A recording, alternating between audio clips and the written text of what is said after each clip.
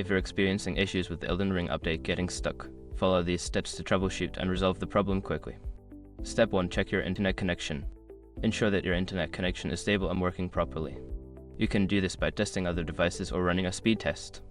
Step 2. Restart the game. Close Elden Ring completely and restart it. This can help reset any temporary glitches that may be causing the update to hang. Step 3. Clear cache.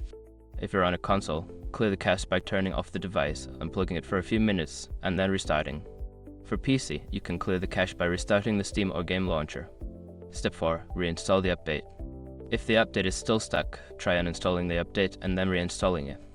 This can often resolve issues related to corrupted files. Step 5. Check for system updates. Make sure your console or PC is running the latest system software. Sometimes game updates require the latest system updates to function correctly. Following these steps should help you resolve the issue with the update getting stuck. If problems persist, consider reaching out to support for further assistance.